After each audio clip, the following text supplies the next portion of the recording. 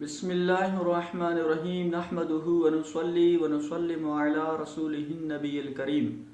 اما بعد فاعوذ باللہ من الشیطان الرجیم بسم اللہ الرحمن الرحیم فاسألوا اہل ذکر ان کنتم لا تعلمون۔ آج ہم سجدہ سہو کے متعلق چند مسائل بیان کرنے کی کوشش کریں گے۔ آپ سے گزارش ہے کہ آپ توجہ کے ساتھ ان مسائل کو سنیں گے تو انشاءاللہ عز و جل آپ کو فائدہ ہوگا، اور یہ بھی گزارش ہے کہ ان مسائل کو سن کر سمجھ کر اگر آپ دوسروں کو بھی بتا دیں گے تو انشاءاللہ عز و جل اس سے آپ کو بھی فائدہ ہوگا۔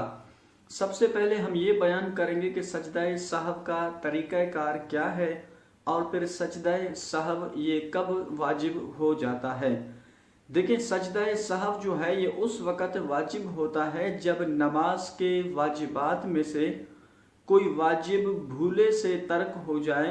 تو پھر اس صورت میں اس کی تلافی کے لیے نماز کے آخر میں سجدہ سہو کیا جاتا ہے۔ اس کا طریقہ کار یہ ہے کہ جب آپ آخری رکعت میں بیٹھیں گے، اتحیات پڑھ کر پھر ایک طرف یعنی دائیں طرف سلام پھیر کر اس کے بعد آپ 2 سجدے کریں گے، پھر اس کے بعد اتحیات، درود پاک، اسی طرح پھر دعا پڑھ کر آپ دونوں طرف سلام پھیر دیں گے، تو یہ آپ کی نماز مکمل ہو گئی اور سجدہ سہو بھی ہو گیا۔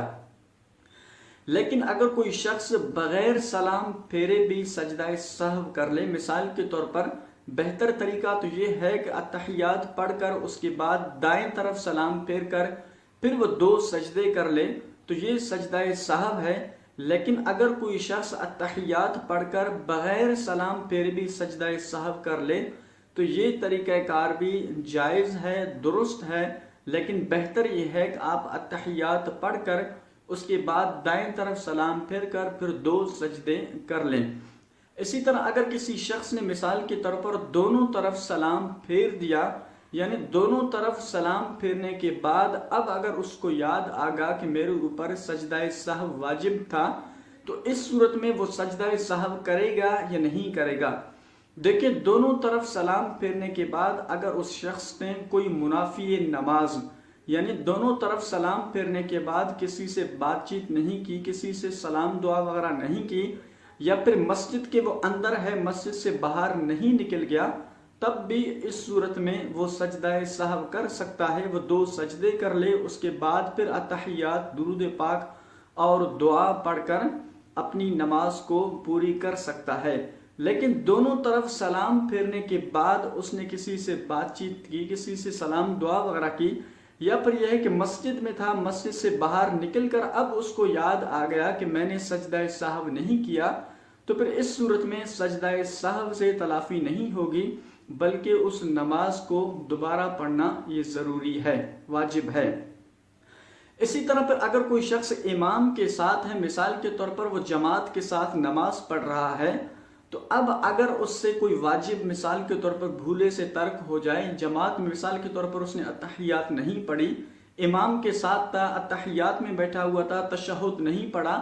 تو اس صورت میں امام کی پیروی کی وجہ سے جو ہے وہ سجدہ سہو نہیں کرے گا۔ جس طرح کوئی شخص جماعت کے ساتھ نماز پڑھ رہا ہے، تو اب امام سے کوئی واجب ترک ہوا تو امام سجدہ سہو کرے گا، تو امام کی پیروی کی وجہ سے مقتدیوں پر بھی سجدہ سہو کرنا یہ ضروری ہوتا ہے۔ اسی طرح اگر کسی مقتدی سے یعنی جماعت کے اندر کسی سے کوئی واجب ترک ہو جائے مقتدی سے، تو پھر امام کی پیروی کی وجہ سے وہ مقتدی جو ہے وہ تنہا سجدہ سہو نہیں کرے گا۔ اسی طرح پھر اگر کسی شخص کی مثال کے طور پر 1-2 رکعتیں نکل گئی، جسے مسبوق بھی کہا جاتا ہے، یعنی کسی کی 1-2-3 رکعتیں نکل گئی، اب آخر میں جو ہے وہ امام سلام پھیر دے گا، تو پھر وہ مقتدی جو ہے اپنی بقیہ رکعتوں کو پڑھ لے گا۔ لیکن اگر امام پر سجدہ سہو واجب ہوا، اب آخری رکعت میں امام ایک طرف سلام پھیر دے گا، تو اس کے ساتھ وہ مسبوق یعنی جس کی 1-2 رکعت کے نکل گئی، تو اب وہ امام کے ساتھ سلام پھیرے گا یا نہیں پھیرے گا۔ دیکھیں، سجدہ سہو کے لیے جو ہے وہ امام کے ساتھ سلام نہیں پھیرے گا، لیکن سجدہ سہو وہ مقتدی بھی یعنی وہ مسبوق بھی کرے گا۔ جس طرح کے دوسرے مقتدی جو ہیں وہ شروع سے لے کر آخر تک امام کے ساتھ شریک تھے، وہ سجدہ سہو کر لیں گے امام کے ساتھ، اسی طرح جس کی 1 2 3 رکعتیں اگر امام کے ساتھ نکل گئی تو وہ جو ہے امام کے ساتھ جو ہے سجدہ سہو میں سلام نہیں پھیرے گا، بلکہ وہ مقتدی جو شروع سے شامل تھا